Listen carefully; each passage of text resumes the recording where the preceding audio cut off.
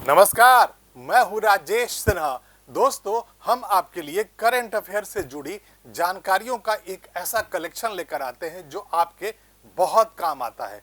अगर आप आईएएस अधिकारी बनना चाहते हैं, अगर आप पीसीएस अधिकारी बनना चाहते हैं या एसएससी या किसी भी कॉम्पिटिटिव एग्जामिनेशंस में आप बैठना चाहते हैं और सरकारी नौकरी पाना चाहते हैं, तो ये जानकारियां आपके हमेशा काम आएंगी।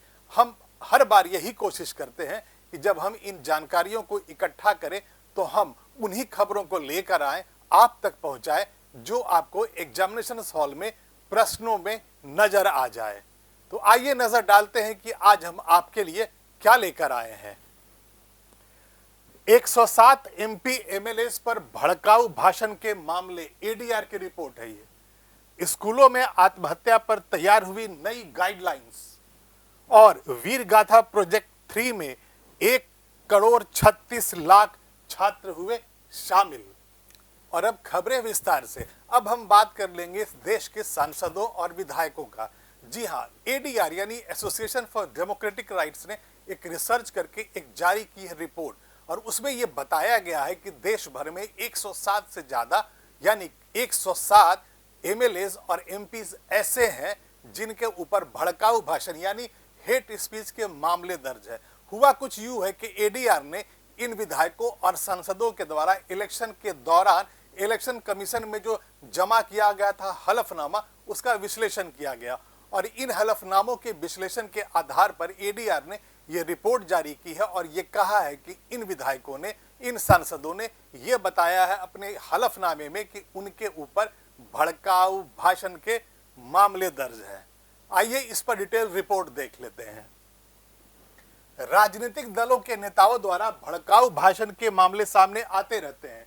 ये हमेशा होता है। जब भी आप टीवी देखते हैं, आप अखबार पढ़ते हैं, तो आप इलेक्शंस के टाइम में तो खास तौर पे आप ये देखते होंगे कि राजनीतिक दल के जो नेता होते हैं वो भड़काऊ भाषण देते हैं। कोई किसी को चोर कह रहा है, कोई किसी को उच्चक्कर कह रहा है, कोई किसी को मौत का सौदागर कह रहा है, कोई चौथी पास राजा कह रहा है, कोई पप्पू कह रहा है। इस तरह के ऐसे कितने मामले के ऐसे कितने नाम दिए जाते हैं भारत में राजनीतिक नेताओं को, और वो भी एक दूसरे के द्वारा ही दिए जाते हैं। जब भी रैलीज होती है तो कोई एक नेता दूसरे नेता के बारे में ऐसी उल्टी बातें कहता रहता है।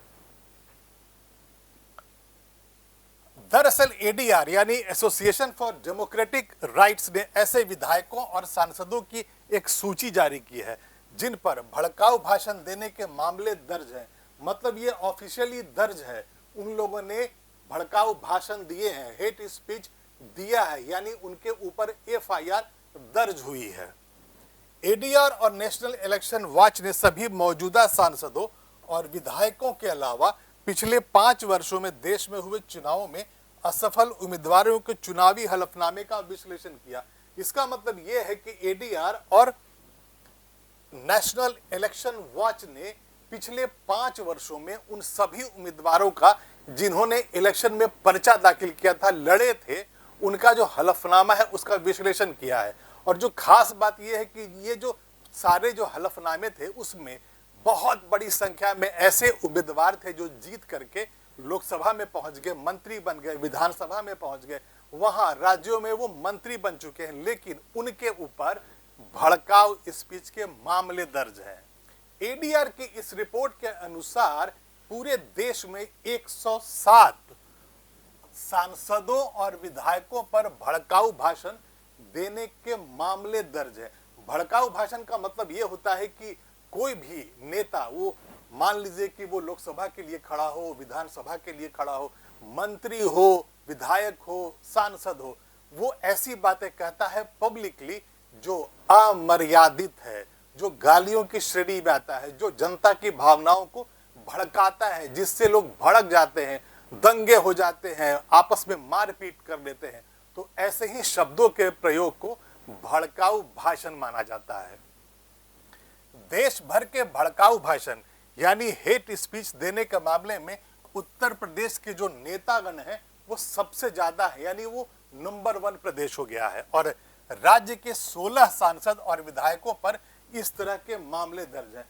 अगर हम राज्यवार बात करेंगे तो उत्तर प्रदेश वो राज्य निकल के आया है जहां के ये सांसद और जो विधायक हैं उन पर सबसे ज्यादा केसेस लगे हैं भड़काऊ भाषण के।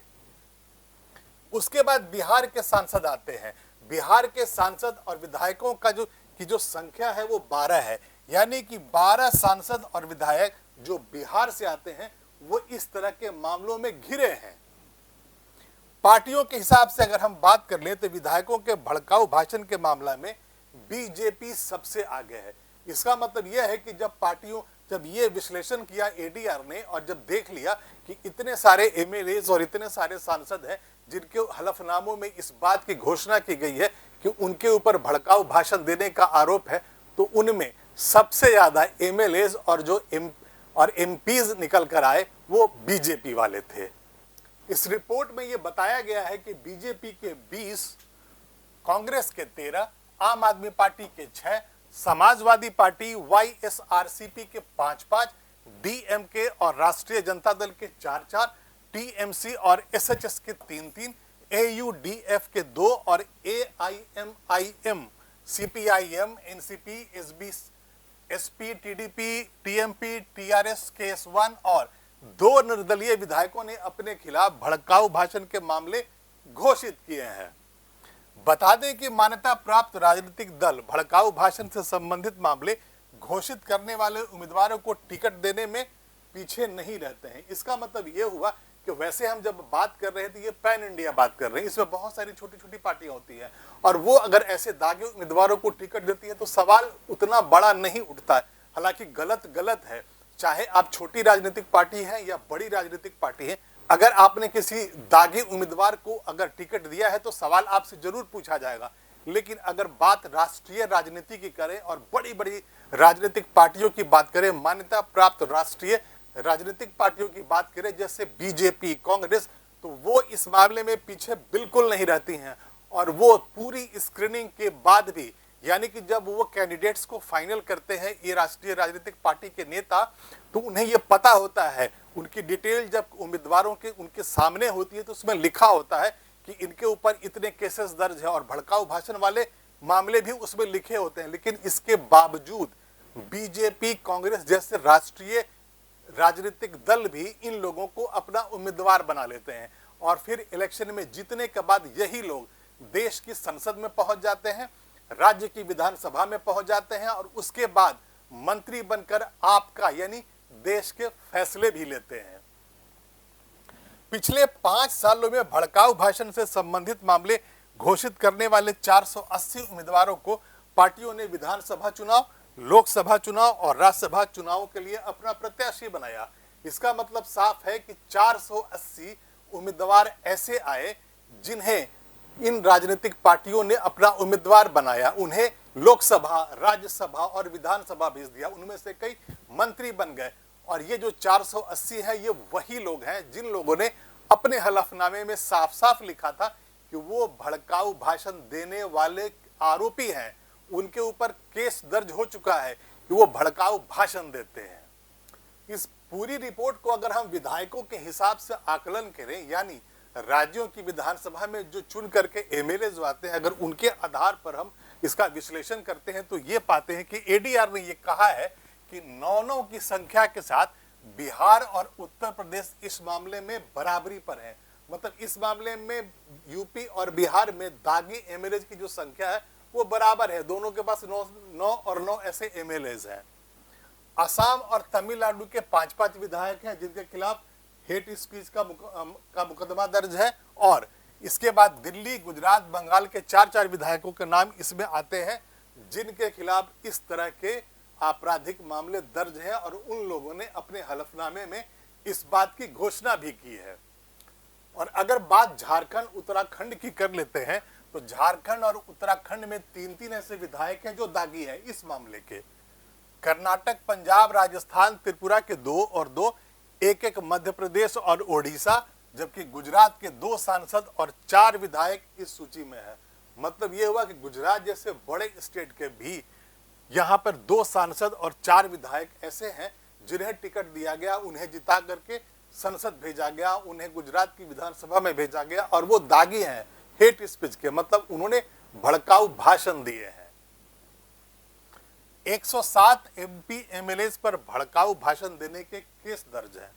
देश के कुल 4,768 सांसदों और विधायकों के ब्यौरा का अध्ययन करने के बाद एडीआर इस नतीजे पर पहुंचती है और ये रिपोर्ट जारी करती है कि उनमें से 107, जिसमें 33 सांसद और 74 विधायक हैं, जिनके ऊपर भड़काऊ भाषण देने के आरोप लगे हैं, मुकदमा दर्ज हुआ है और उन्होंने हलफनामे में इस बात का जिक्र किया है। इसका मतलब ये निकलता है कि 33 सांसद और 74 विधायक ऐसे हैं जिन्होंने कहीं न कहीं, कभी न कभी इस तरह के भाषण दिए हैं जिससे लॉ एंड ऑर्डर सिचुएशन को प्रॉब्लम होती है, दंगे हो सकते हैं, या आप किसी की भावना को ठेस पहुंचाते हैं, आप किसी को गाली देते हैं, आप किसी को अनपार्लियामेंट्री लैंग्वेज में संबोधित कर लेते हैं और आप भड़काऊ स्पीच के दोषी बनते हैं। आगे बढ़ते हैं और अब बात करेंगे छात्रों के द्वारा लगातार किए जा रहे आत्महत्या की, और भारत सरकार ने जो जारी किया है गाइडलाइंस, इसे बचाने के लिए, यानी छात्रों को आत्महत्या से बचाने के लिए, उसकी बात कर लेते हैं। स्कूलों में आत्महत्या पर तैयार हुई गाइडलाइंस। शिक्षा मंत्रालय ने स्टूडेंट्स के आत्महत्या के बढ़ते मामलों को रोकने के लिए स्कूलों के लिए नई गाइडलाइंस तैयार की है और इसका नाम रखा है उम्मीद, UMMEED। नई गाइडलाइंस के मुताबिक अब स्कूलों को सुसाइड प्रिवेंशन के लिए प्लान ऑफ एक्शन बनाना होगा और इसके तहत स्कूलों में वेलनेस टीमें सेटअप की जाएगी। इसका मतलब ये होता है कि सरकार ने अब स्कूलों को ये कहा है कि अब चूंकि छात्रों में सुसाइड की जो टेंडेंसी है बढ़ती जा रही है और जो आत्महत्या की जो घटनाएं हैं वो बढ़ती ही जा रही है, तो अब स्कूलों के लिए एक नई गाइडलाइंस तैयार कर दी गई है। इन गाइडलाइंस में उम्मीद नाम रखा गया है और हम इसके बारे में बात करेंगे। उम्मीद का पूरा मतलब क्या है, फुल फॉर्म क्या होता है। अभी हम ये बताना चाहते हैं कि सरकार ने ये स्कूलों से कहा है कि आप वेलनेस टीम बनाइए अपने स्कूलों में और इन बच्चों के ऊपर नजर रखिए, आप टीचर्स की मदद लें, वेलनेस टीम की मदद लें और इन पर नजर रखिए, और ऐसा कुछ भी हो रहा हो तो आप इसे वक्त रहते पहचानें और रोक सकें। वेलनेस टीमों को स्टूडेंट्स में डिप्रेशन, सुसाइड या खुद को नुकसान पहुंचाने वाली कोई प्रवृत्ति है तो उसे पहचान कर इमोशनल सपोर्ट देना होता है या समझाना होता है।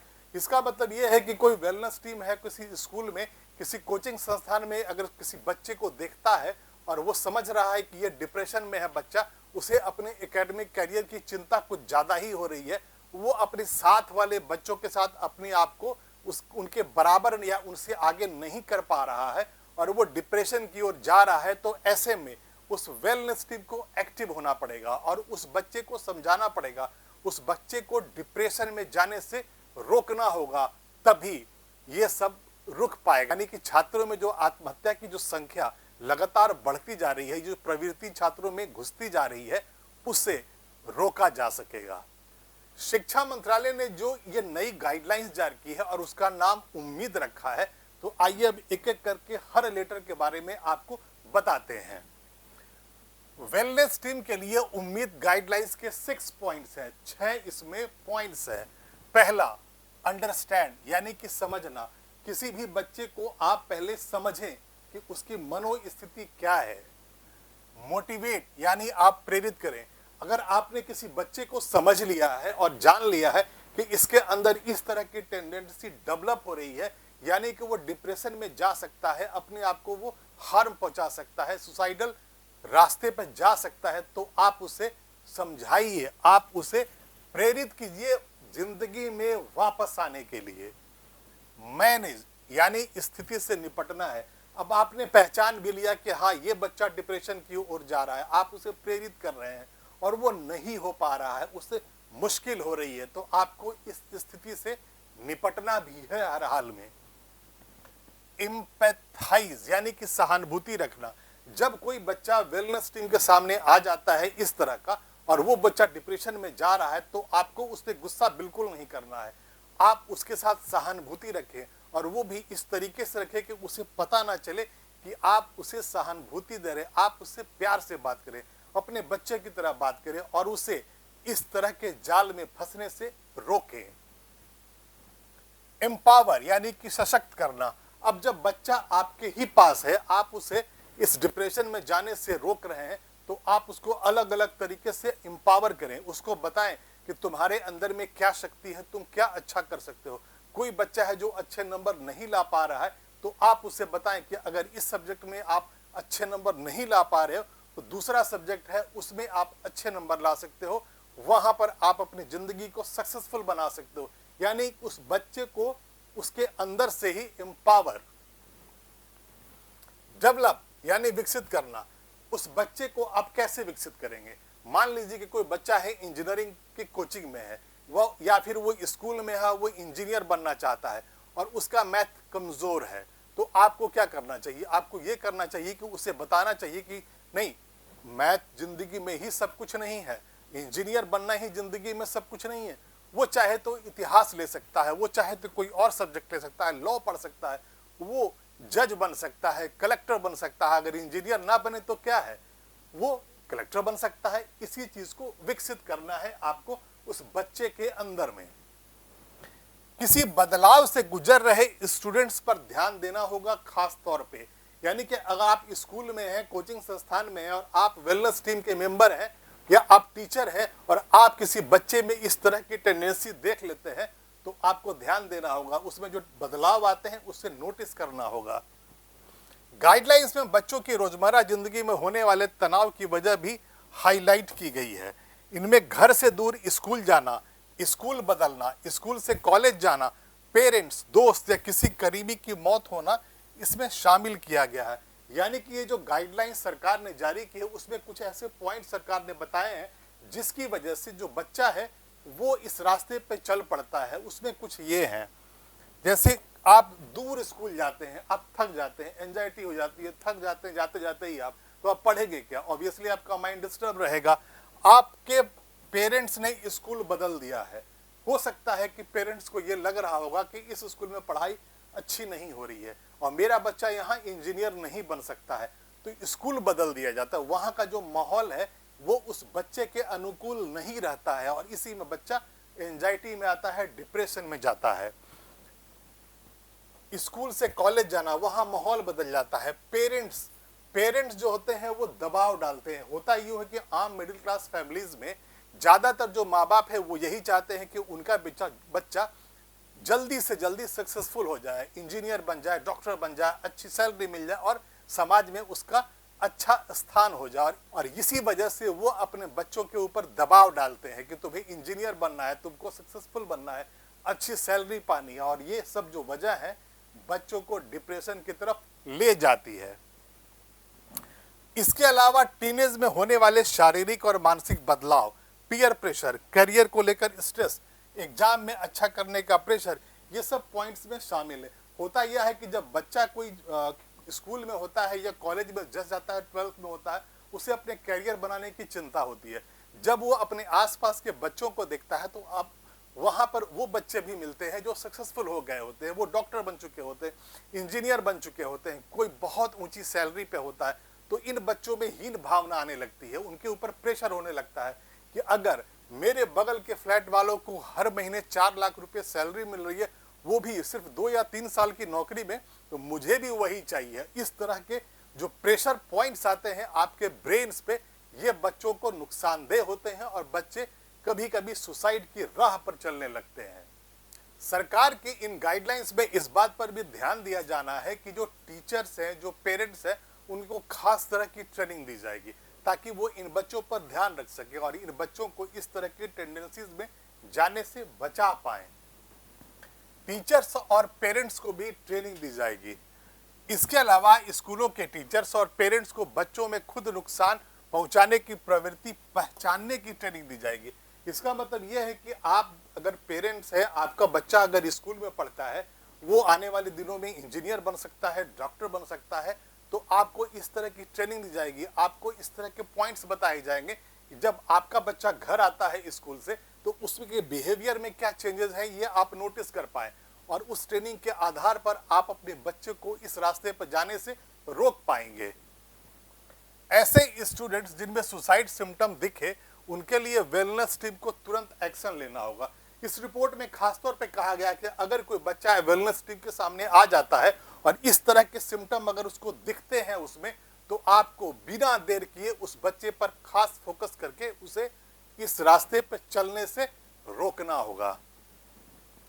गाइडलाइंस में यह भी स्पष्ट किया गया है कि सुसाइड इंपल्सिव यानी अचानक लिया गया फैसला भी हो सकता है और कुछ स्टूडेंट्स में इसकी पहले से पहचान करना मुश्किल होता है। मतलब गाइडलाइंस में यह कहा गया है कि बहुत आसान नहीं है इस बात की पहचान कर लेना कि कोई भी स्टूडेंट है वो टीन एज में है और वो सुसाइड कर सकता है। बहुत बार ऐसा होता है कि परिवार वालों को तक एहसास तक नहीं होता है कि उनका बच्चा सुसाइड करने वाला है। वो 5 मिनट पहले, 1 घंटा पहले, 1 दिन पहले अपने बच्चे से फोन पर बात करते हैं, उससे मिलकर आते हैं और अचानक ये पता चलता है कि उनके बच्चे ने फांसी लगा ली है। तो जो एक डायरेक्ट अचानक जो सुसाइड करने की जो टेंडेंसी होती है, जिसको सुसाइड इंपल्सिव यानी कि अचानक लिया गया फैसला होता है, वो इसमें शामिल है। मतलब हर बार आप आसानी से किसी बच्चे को देखकर नहीं पकड़ सकते हैं कि हाँ ये सुसाइड कर सकता है।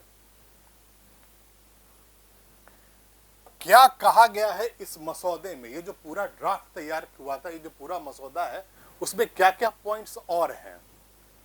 मसौदे में सहपाठियों के साथ तुलना, विफलता को स्थायी मानने और एकेडमिक प्रदर्शन को सफलता का एकमात्र मापदंड मानने सहित हानिकारक धारणाओं को त्यागने की भी सिफारिश की गई है। मतलब ये कहा गया है कि आप अपने सहपाठियों से अपनी तुलना मत करें।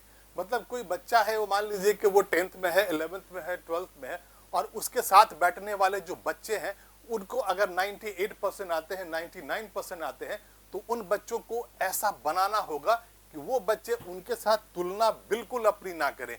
जो बच्चा उनके बगल में बैठा है और उसे 98 प्लस मार्क्स आते हैं, तो हो सकता है कि आप 70% मार्क्स ही लेकर आते हैं। वो बच्चा इंजीनियर बन जाएगा, IIT में चला जाएगा, और आप 70% मार्क्स ही लाते हैं और आप IAS अधिकारी बन सकते हैं। इसके अलावा खाली कमरों में ताला लगाने, अंधेरे गलियारों को रोशन करने और बगीचों और अत्यधिक घास वाले क्षेत्रों की सफाई करने की भी सिफारिश की गई है। इसका मतलब ये जो गाइडलाइंस है वो ये भी कह रहा है कि उन बच्चों के आसपास का जो वातावरण है, जो एम्बियंस है, उस पर भी आपको ध्यान रखना होगा। मतलब जहां पर बच्चे एकत्रित होते हैं, स्कूलों में पढ़ते हैं, रहते हैं, कोचिंग क्लासेस होता है, वहां पर अंधेरा ना होना चाहिए, वहां पर पूरी तरह से लाइटें जली हो, वहां पे जो बाग बगीचे हो पूरी तरह से सफाई हो, गंदगी ना हो, ताकि बच्चों का मन खुश रह सके। इन गाइडलाइंस में ये कहा गया है कि जब चेतावनी संकेत प्रदर्शित करने वाले छात्र की पहचान किसी हितधारक के द्वारा कर दी जाती है, तो उन्हें इसकी जानकारी तुरंत वेलनेस टीम को दे देनी चाहिए।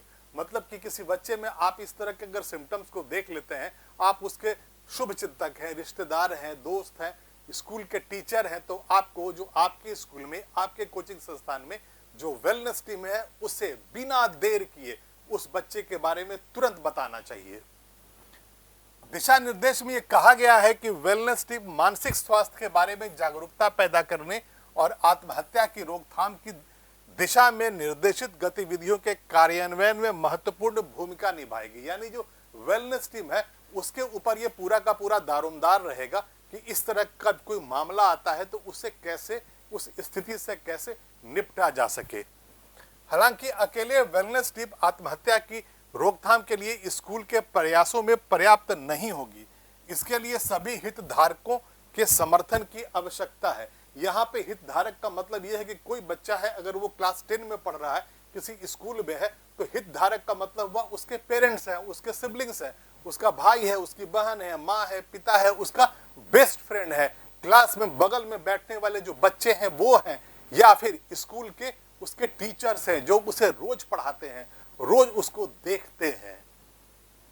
यह भी सिफारिश की गई है कि स्कूल के भीतर उपलब्ध संसाधनों के आधार पर स्कूल के सभी हितधारकों को जागरूकता और क्षमता निर्माण का अवसर देने के लिए नियमित आधार पर वेलनेस टीम का गठन किया जाए। मतलब यह है कि अगर स्कूल में जो वेलनेस टीम है तो उसमें भी बदलाव होना चाहिए, बार बार वेलनेस टीम के मेंबर्स को बदलना चाहिए, और अगर वेलनेस टीम नहीं है तो उसका गठन करते रहना चाहिए। दिशा निर्देशों में यह कहा गया है कि इसके अतिरिक्त स्कूल के लिए जो वेलनेस टीम है उसकी प्रभावशीलता और इसके कामकाज की वार्षिक आधार पर समीक्षा करना बहुत महत्वपूर्ण है। मतलब ये हुआ कि कोई कोचिंग संस्थान है, कोई स्कूल है, वहां पे एक वेलनेस टीम है, तो उस वेलनेस टीम के जो मेंबर्स है आपको उस पर भी कड़ी नजर रखनी चाहिए। और एनुअली हर वर्ष उन वेलनेस टीम के मेंबर का जो परफॉर्मेंस है, उनका जो काम काज करने का जो तरीका है, बच्चों को कन्विंस करने का तरीका, बच्चों को समझने की कोशिश, या बच्चों को कैसे वो बिहेवियर को पढ़ पाते हैं, बच्चों के बिहेवियर को, उनके काम काज की हर साल समीक्षा भी करनी चाहिए। आगे बढ़ते हैं और अब बात करेंगे वीर गाथा प्रोजेक्ट के बारे में। वीर गाथा प्रोजेक्ट 3 में 1,36,00,000 छात्र हुए शामिल। वीर गाथा परियोजना के तीसरे संस्करण में लगभग सभी राज्यों और केंद्र शासित प्रदेशों के 1,36,00,000 से अधिक स्कूली छात्रों ने उत्साहपूर्वक भाग लिया। मतलब पूरे देश भर के सभी राज्यों और यूनियन टेरिटरीज के छात्रों ने इस वीर गाथा प्रोजेक्ट 3 में भाग लिया। छात्रों ने सशस्त्र बलों के अधिकारियों या कर्मियों की बहादुरी और बलिदान को सम्मान देने के लिए अपनी कविताएं, पेंटिंग्स, निबंध और वीडियो भेजे। स्कूल के लेवल पे क्या गतिविधियां की गई? स्कूलों ने विभिन्न परियोजनाएं और गतिविधियों के अंतर्गत 28 जुलाई से 30 सितंबर के बीच में इन बच्चों से कॉम्पिटिशन्स करवाया। उन बच्चों से ये कहा कि आप अपने सशस्त्र बलों के बहादुर जवानों और अधिकारियों को ध्यान में रखते हुए उनके बारे में पढ़ के, सुन के, उनके बारे में जानकारी इकट्ठा करके आप कविता लिखें, आप वीडियोस बनाएं, आप निबंध लिखें और फिर उसे जमा करें।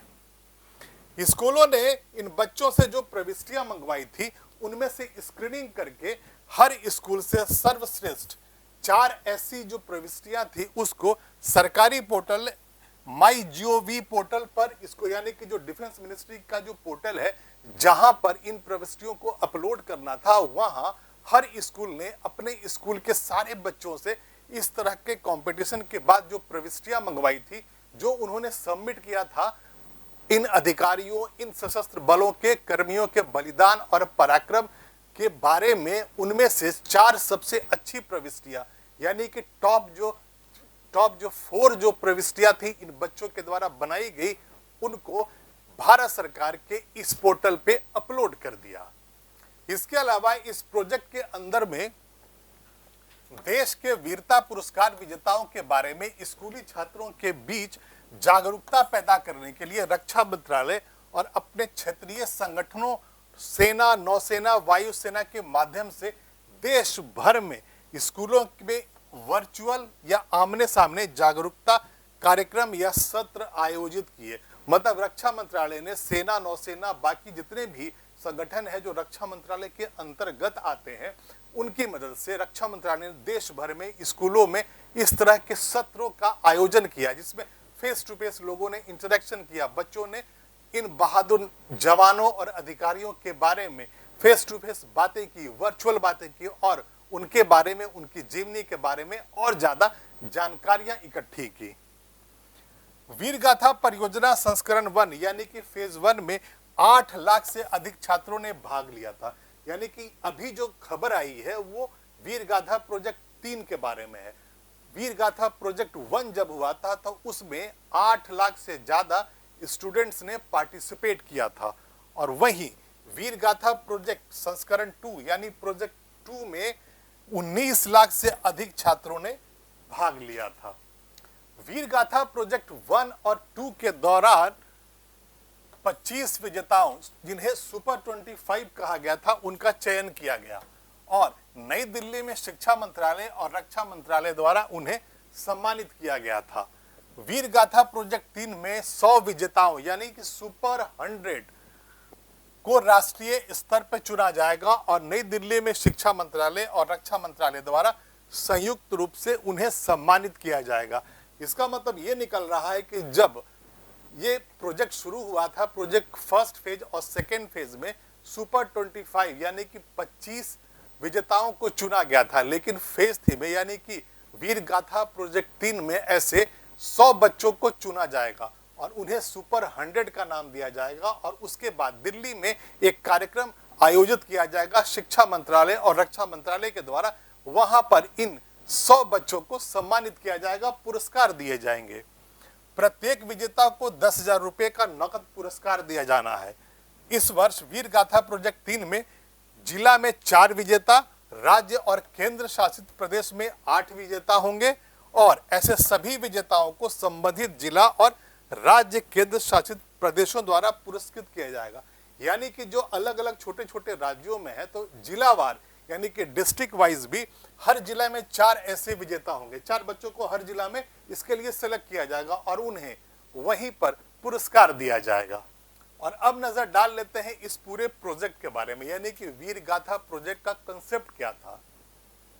रक्षा एवं शिक्षा मंत्रालय द्वारा संयुक्त रूप से शुरू किए गए इस प्रोजेक्ट के तहत अलग अलग कक्षाओं की श्रेणी के विद्यार्थी यानी स्टूडेंट्स के बीच में वीरता पुरस्कार प्राप्त विजेताओं यानी कि सर्विसेज में जो सेनाओं में जो वीरता पुरस्कार जिन्हें मिलते हैं उनके बारे में कविताएं, निबंध आदि की प्रतियोगिता कराई जाती है। मतलब ये हुआ कि जो हमारे बहादुर नौजवान और अधिकारी हैं जिन्होंने वीरता पुरस्कार जीता है उनके बारे में ये स्टूडेंट्स कविताएं लिखते हैं, निबंध लिखते हैं और वहां पर कंपटीशन होता है।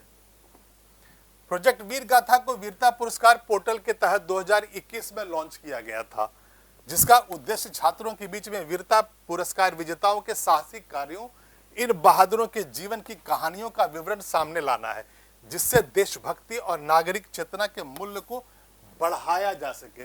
तो इसका जो कंसेप्ट था वो ये था कि सशस्त्र बलों के बहादुर जवानों के बारे में जब आप जानकारी इन बच्चों को देते हैं, जब आप उन्हें बताते हैं कि इस बहादुरी की वजह से, इन आतंकवादियों को मार देने की वजह से, इस तरह सरहद में दुश्मन से लोहा लेने की वजह से इन बहादुर जवानों और अधिकारियों को वीरता पुरस्कार दिया गया था, तो वो बच्चे इनकी जीवनी के बारे में जान लेने से उनमें देशभक्ति आती है।